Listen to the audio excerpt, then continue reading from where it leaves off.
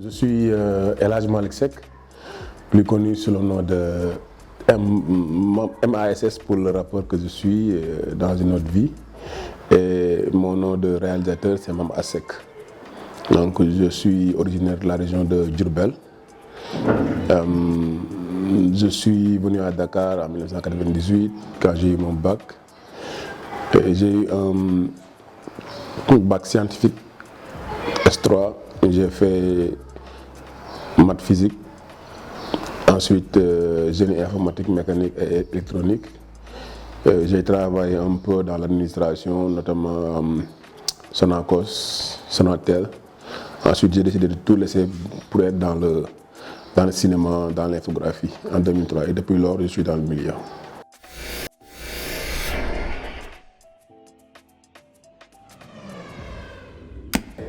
Les gens m'ont connu en premier dans le rap. Mais j'ai été toujours dans le milieu du graphisme, du cinéma et de la bande dessinée. Je pense que ma passion première a été la bande dessinée depuis tout petit. Et pour la petite histoire, quand je suis venu à Dakar en 1998, j'avais gagné en 1999. J'étais lauréat donc d'un concours qui était organisé par Plan International. Donc on faisait j'avais fait un storyboard et à l'époque, en 1999, c'était des jeunes de 20 ans.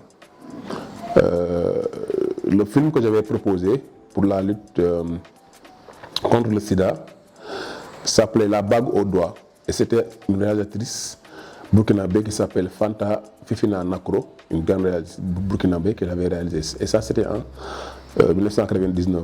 Donc vous voyez que déjà en 1999, et même avant, j'ai eu plusieurs prix en dessin.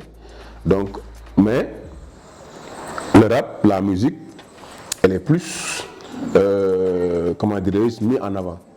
Donc en 2004, quand nous avons sorti notre premier album avec Black Diamonds, BNB, et avec mon ami Cheikh Maké, donc nous avons eu la chance d'être nominés au Kora Awards.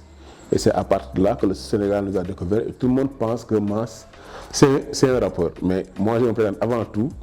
Je suis un graphiste, je suis un passionné de BD et je suis un passionné de cinéma.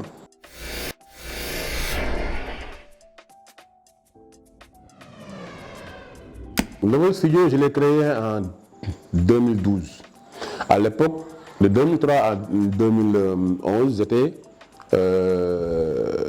directeur artistique au niveau de la 2STV. Donc j'ai fait mes premières armes dans la télévision. Je m'occupais de tout ce qui est infographie, habillage. Donc en 2011, j'ai été recruté par la TFM. Donc j'ai créé 2STV et puis suivi la TFM. Mais avant, comme dans notre milieu, on fait ce qu'on appelle donc des prestations de services. En termes de freelance, je travaillais beaucoup avec Orange, je travaillais beaucoup avec Optima, surtout sur l'animation, sur le dessin animé, qui était un peu un domaine qu'à l'époque au Sénégal, il n'y avait pas beaucoup de monde, la 3D. Donc pratiquement, je peux dire que j'étais l'un des seuls qui le faisait, avec un autre studio qui s'appelait Moustique, qui s'est déplacé après au Gabon, qui avait fait les habillages de la RTS à l'époque. Donc, quand j'ai quitté 2S et je suis venu à la TFM, donc j'ai voulu formaliser. Et c'est comme ça que j'ai créé le Level Studio en compagnie d'un ami qu'on appelle Moustapha Diop, donc Mouz, qui est aussi un illustrateur. Et d'abord, on s'est positionné comme studio graphique. Studio graphique, ça veut dire quoi? Ça veut dire qu'on ne voulait pas être une agence de publicité, comme les Macan, les caractères et autres. Nous voulions être un groupe d'exécutants. Donc, très orienté métier sur l'animation, sur l'illustration, sur la 2D, la 3D. Et c'est comme ça que nous avons démarré avec 2 émissions, notamment 100% mobile et high-tech, qui jusqu'à présent sont diffusées sur la TFM. Et nous avons vraiment fait plein de spots, de publics reportages. Et même certains, on ne les a pas signés parce que notre leitmotiv, c'était quoi? Nous venons, et la plupart des studios, de grands studios ici, des maisons de publicité, font appel à Level Studio pour leur animation. Donc, on fait plein de publicités. Peut-être que les gens ne le savent pas. Et à la base, c'était ça. Et aussi, pour la petite histoire, nous avons démarré en 2011 la production de notre série Dakar Division X. Parce qu'effectivement, c'était à l'époque, en 2011, que nous avons tourné le pilote, qu'on l'avait monté, et on avait voulu avoir un pool où nous avons tous les métiers du cinéma. Donc, c'est un peu la motivation, c'est-à-dire de formaliser tout ce qu'on faisait de 2003 jusqu'en 2011 en termes de freelance, mais de le formaliser pour pouvoir travailler avec des structures qui étaient officielles, quoi.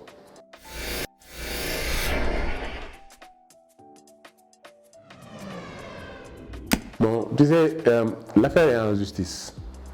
L'affaire est en justice. Nous sommes en procès au tribunal de grande instance, ici au niveau du Sénégal. Je pense que je pourrais en parler de façon peut-être superficielle ou même peut-être un peu plus profonde. Je ne pense pas avoir le défi de dire que tel projet m'appartient si ce n'était pas le cas, si je n'ai pas une forte conviction. Et je vais donner des pistes, par exemple, pour les professionnels qui savent c'est quoi une idée. Je pense que d'abord, l'idée, on l'enregistre si c'est original. Qu'est-ce que c'est que l'originalité? C'est de dire vous ne pouvez pas faire une série de telenovelas et dire que c'est votre idée et la protéger. Non. Mais est-ce que en 2011, avant 2011, il existait une police d'enquête criminelle qui était secrète, qui était créée sous l'autorité du ministère de l'Intérieur du Sénégal et qui avait comme chef une femme criminologue et, entre guillemets, un marabout en son sein?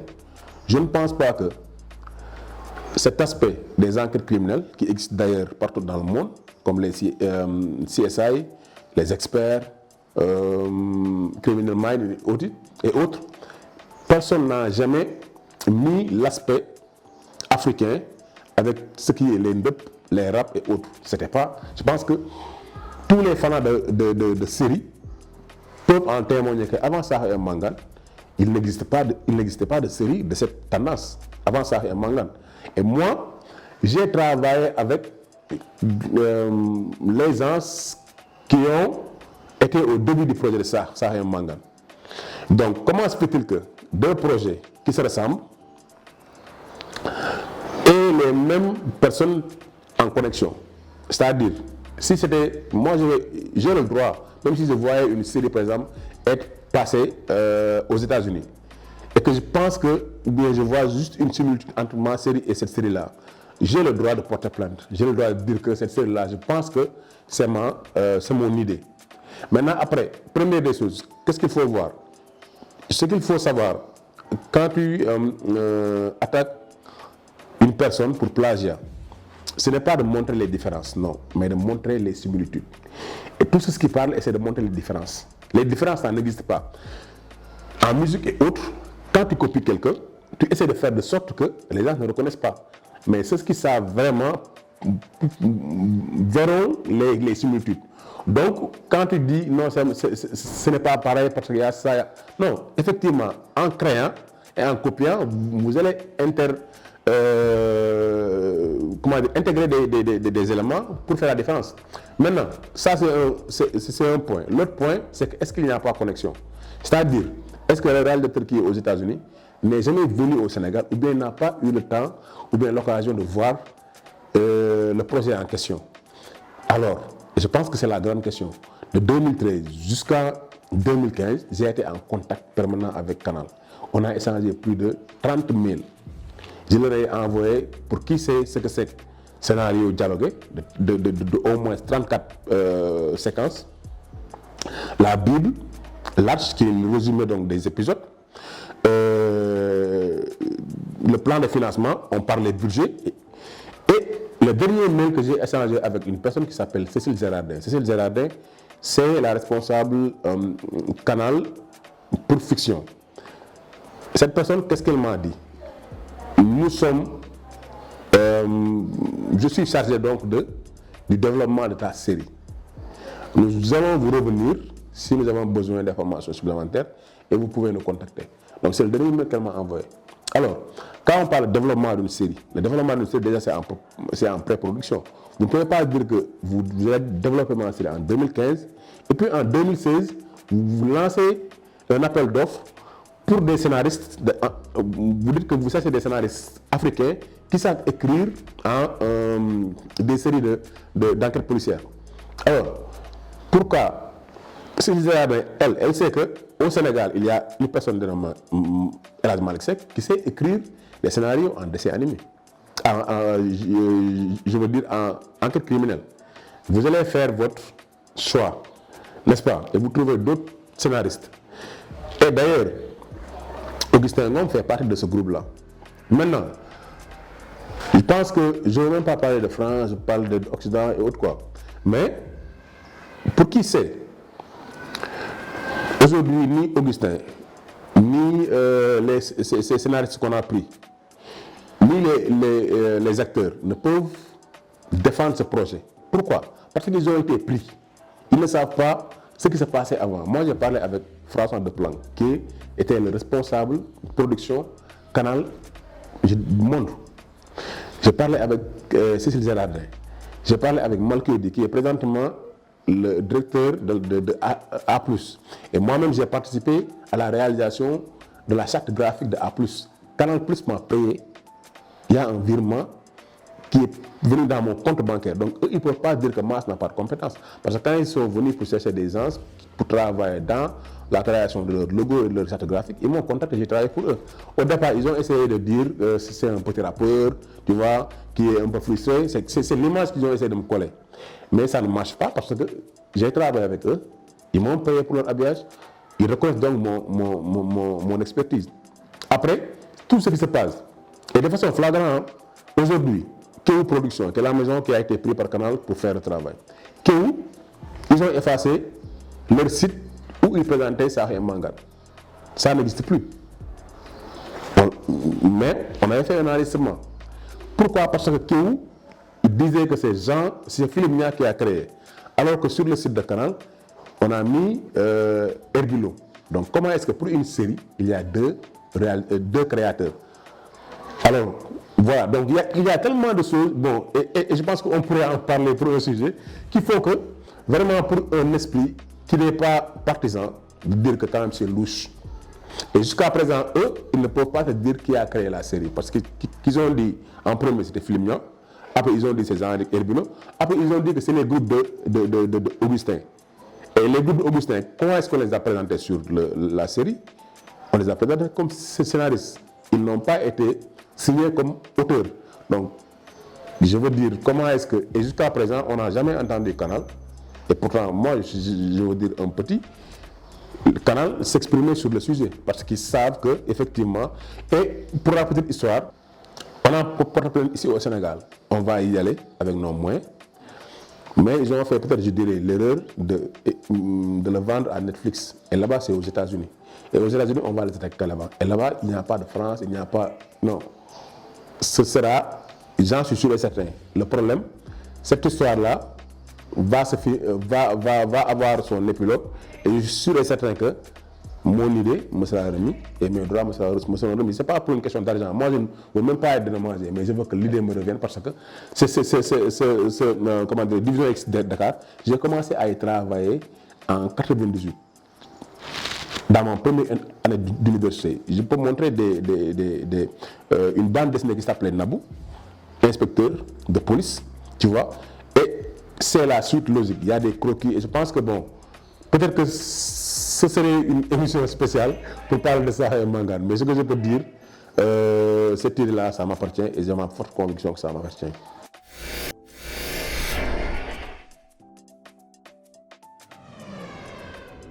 Dans le milieu du cinéma, de la bande dessinée et de la création artistique tout court, ma démarche a toujours été d'apporter un plus. Et ce plus-là, ce serait ce que nous ce qui va nous différencier par rapport aux productions externes. Et notre champ, pour moi, culturel est vierge. Comme j'ai fait avec Division X, et toutes les séries que j'ai produites, Inch'Allah, il y aura toujours une originalité qui fera que ce ne sera pas, je dirais, des productions fast-food ou de mimétisme. Dans le Guindé, d'abord, il y a un objectif. C'est quoi? C'est que il y a un phénomène qui fait que le Sénégal est classé parmi les meilleurs pays d'Afrique en termes de football. Aujourd'hui, vous êtes dans les meilleurs championnats au monde, vous retrouvez des Sénégalais. Mais qu'est-ce qui fait? Alors que le Sénégal, c'est même pas 16 millions d'habitants. À côté de géants comme Nigeria, Égypte, Côte d'Ivoire, qu'est-ce qui fait que le Sénégal, à l'instar de la Jamaïque, en termes de course 100 mètres, qu'est-ce qui fait l'originalité? Et si tu regardes bien, les enfants, pratiquement, à partir de 15h, 16h, vous les voyez sortir et jouer dans la rue. Et ils sont tous en maillot. Ce qui veut dire quoi? Ça veut dire qu'il y a, je dirais, des pépinières qui font qu'à très bas âge, les jeunes Sénégalais s'intéressent au football. Et ils font leur arme comme au Brésil dans la rue. Alors, je me suis dit, ok, je voudrais bien raconter, peut-être pas l'histoire de Sadio Mané, mais ce serait intéressant pour nous de savoir comment un jeune de la banlieue, comme Sadio Mané, qui vient même peut-être plus loin, peut réussir à quitter un environnement totalement, je dirais, avec zéro sens, et être parmi l'un des meilleurs joueurs au monde et les plus riches des footballeurs. Il faut avoir un mental vraiment. Donc c'est pourquoi j'ai voulu faire cette série-là. Et à l'époque, bon, j'avais déjà une histoire qui s'appelle C'est sur la lutte. Bon, je ne donnerai pas le nom, mais c'était un peu dans la même direction. Maintenant, les enfants, en général, j'ai de très bons rapports avec eux. Partout où je réside, en général, bon, comme je regarde des dessins animés, les bandes dessinées, c'est toujours des trucs d'enfants, les observer et voir leur interaction, et voir aussi dans l'environnement dans lequel ils vivent, comment est-ce que ça force leur personnalité. C'était le sujet. Comment est-ce qu'un jeune, parce que le football c'est juste un prétexte, mais ça peut être le journalisme, ça peut être le football, ça peut être la science. Comment est-ce qu'un enfant qui vient de la banlieue, dans un milieu défavorisé, va protéger son amour pour arriver à un certain niveau et traverser toutes ces tentations-là, ça veut dire le banditisme, la vie précaire, l'instabilité au niveau de la famille, et tout ça pour pouvoir arriver. Et pour moi, ce n'est pas juste le football, mais c'est en fait comment réaliser son rêve dans un milieu qui est défavorable. C'est pourquoi bon, j'ai eu comment dirais-je, la volonté de réaliser la série Doomu Gaindé, et c'est parti comme ça.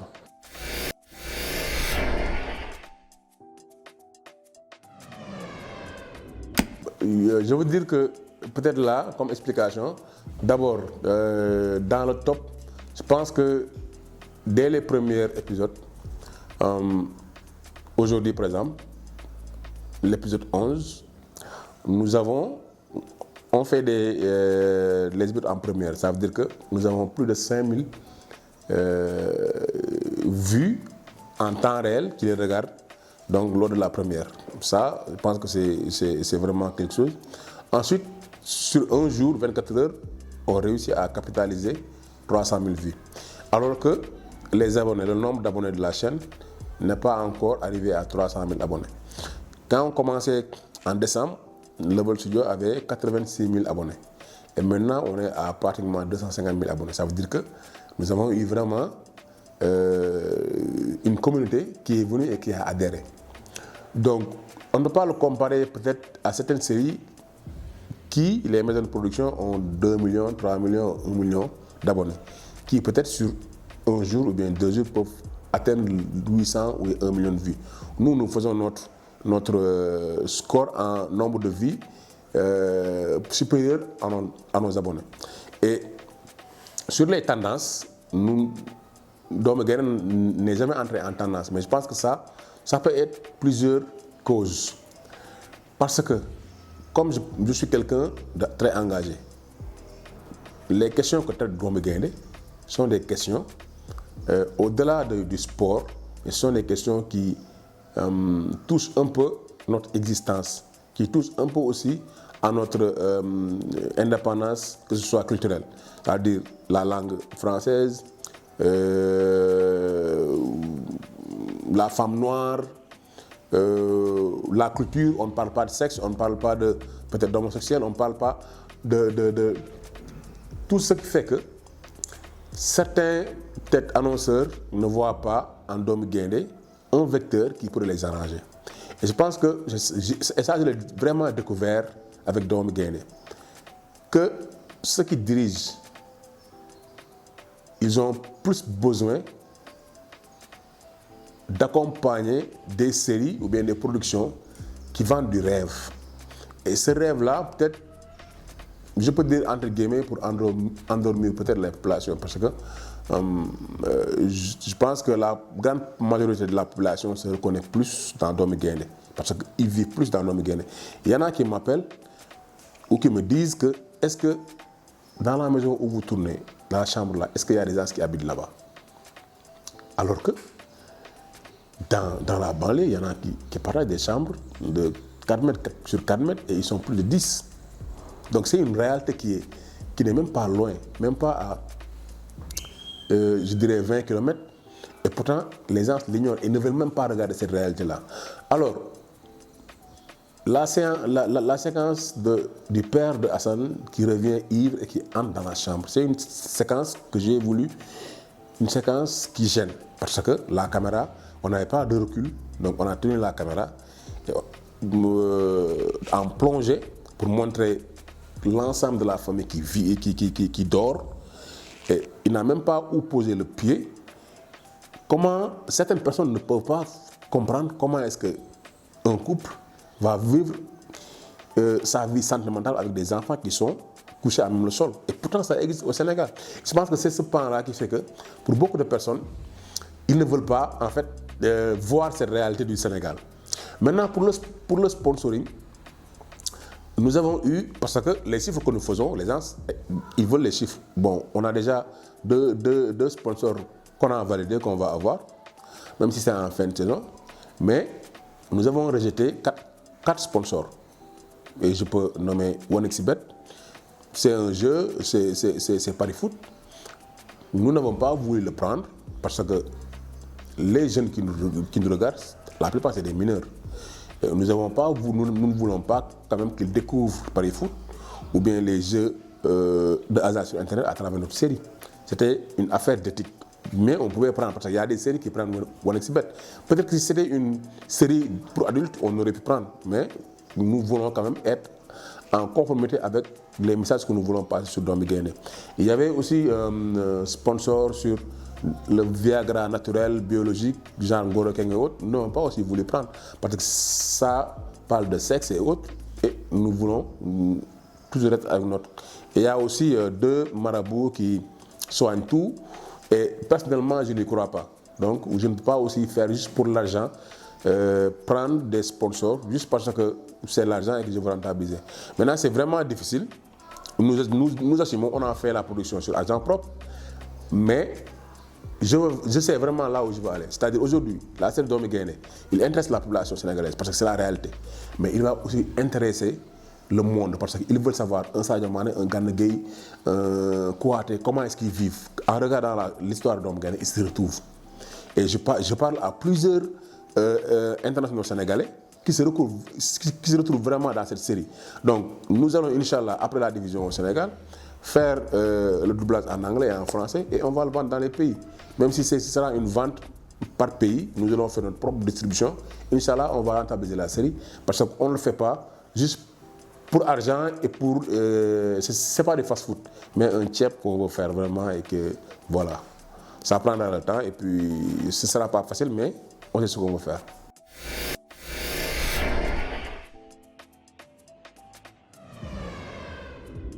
Bon, le casting, c'était un casting, je dirais, ciblé. Parce qu'en général, moi, quand je fais les castings, comme Dakar Division X, je n'organise pas de casting. Dès l'instant que je crée un personnage, je vois un peu avec qui je veux travailler. Et Pacres, bon, c'est un peu une autobiographie parce que nous avons été footballeurs à Diourbel dans notre école minime. Tu vois, il y avait un vieux qui s'appelait Pacres et qui vit toujours et qui était tout le temps avec nous. Et bon, j'ai voulu lui rendre hommage. Et il ressemble à Lamarana. Donc Lama, Ibrahim Mbodj, bon, il était un peu rare il se faisait rare dans les séries. Donc je suis allé le voir, j'ai trouvé son numéro, je suis allé le voir et puis j'ai parlé avec lui et je l'ai convaincu que ce que je voulais faire, lui il voulait pas faire, il disait que non, il ne voulait pas entrer dans les séries là. Et je lui ai expliqué l'idée et je lui ai dit que ce que je voulais faire, c'était vraiment différent quoi. Et c'était aussi un challenge de changer le profil dramatique de Lama parce que tout le monde le voyait comme un comique. Aujourd'hui, avec le rôle de Pacres, on voit un autre pan de Ibrahim Mbodj. À Mikolo aussi, on a eu à travailler sur principalement des publicités, tu vois. Et les enfants, bon, comme j'enregistre au niveau de nos studio qui s'appelle Alienzik, qui se trouve au Golfe, dans le quartier de Guédiawaye, il y a une école de football du moins, en face. À chaque fois que j'y vais, donc je les regarde.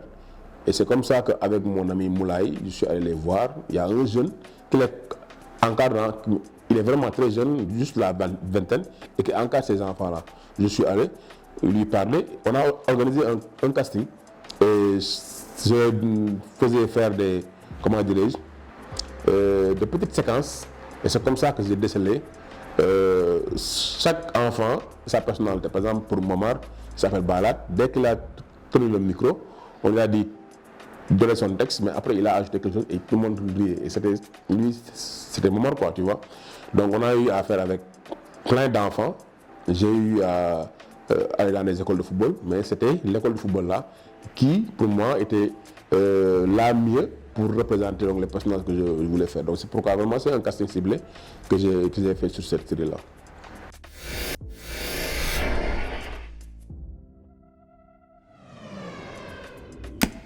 Comme j'ai dit, pour le moment c'est Domi Guéné.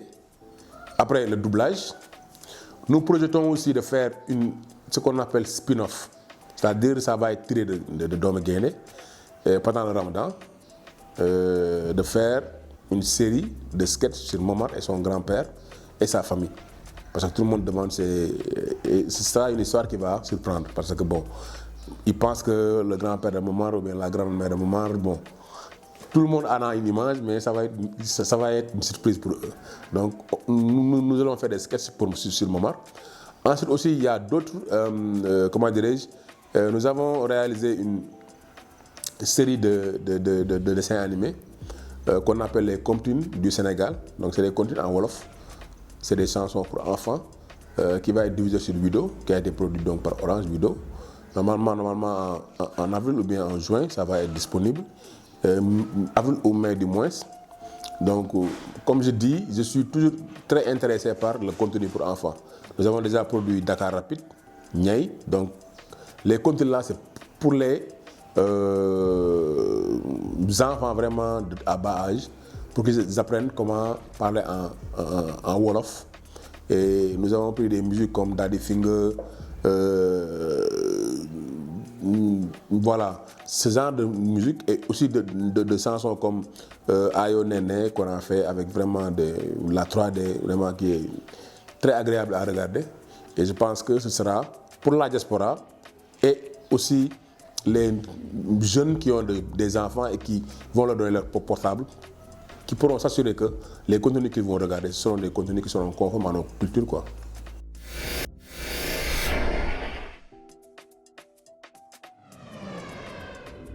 Bon, top 5, je dirais Dina Ma Neex. Dina Ma Neex, une série sénégalaise. Moi, je pense que c'est la meilleure série sénégalaise. Pourquoi?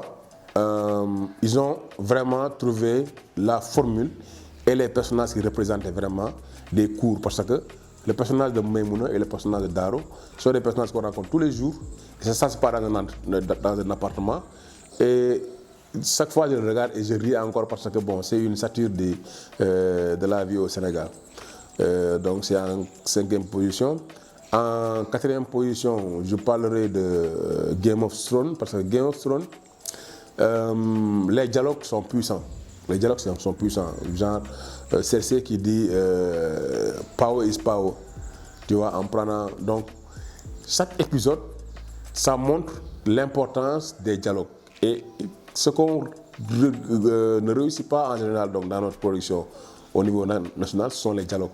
Parce que quand on regarde un film ou une série, à la fin, on doit pouvoir retenir ce qu'on appelle des répliques. Si on ne retient pas de répliques, ça veut dire que quelque part c'est faible. Donc à la troisième place, je parlerai de Alien, la série des aliens.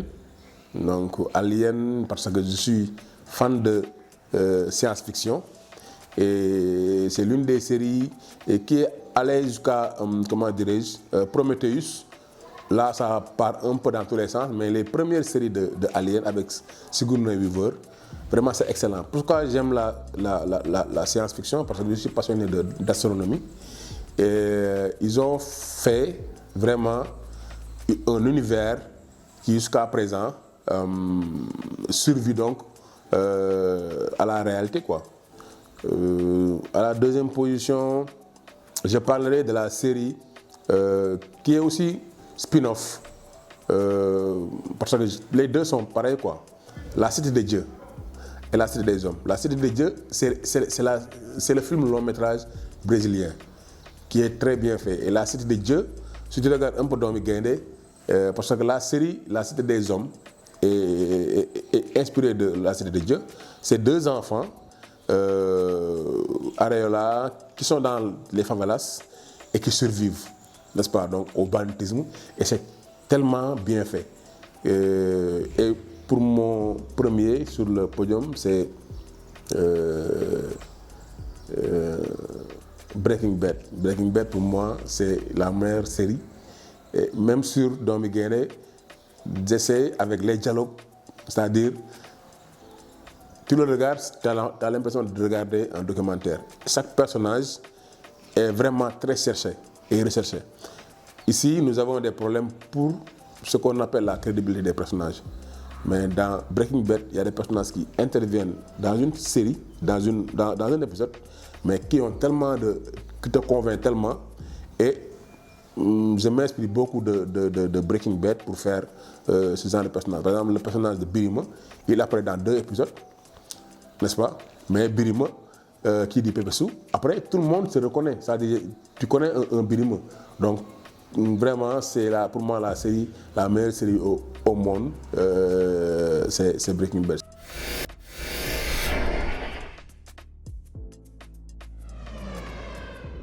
Le mot de la fin, ce sera bon. Nous avons découvert aujourd'hui que nous avons été informés du moins que nous sommes nominés au Festival Vue d'Afrique, qui est un festival international de cinéma pour toute la diaspora du monde.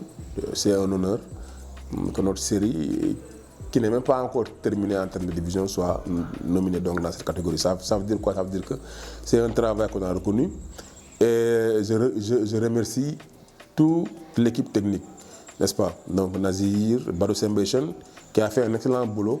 Badou Sembation, qui a fait le grading, c'est-à-dire l'étalonnage, qui a fait le sound design et le générique. Et il y a aussi Mouz, Elsie, donc tous ces gens avec qui on a travaillé, Ibrahim Bo. Donc je voudrais les remercier parce que c'était un projet qu'on a d'abord tourné avant de diffuser. Si j'ai un message à donner, c'est que pour être réalisateur, il faut vraiment lire. Un réalisateur devrait lire au minimum un roman par semaine. Parce qu'on ne peut pas être réalisateur et sur des sujets sur lesquels vous voulez écrire, ne pas détenir d'informations qui fait que quand on le regarde, on y croit. Une bonne série ou un bon film, c'est qu'en le regardant, à un moment donné, vous oubliez que c'est de la fiction et que ça réussit à vous toucher, soit par des pleurs, soit par de l'émotion. Mais dès l'instant que vous ne connaissez pas l'univers que vous voulez créer, ça devient bancal. Donc surtout l'écriture, pour écrire, il faut beaucoup lire. Donc si j'ai un conseil à donner aux réalisateurs, donc il faut lire beaucoup.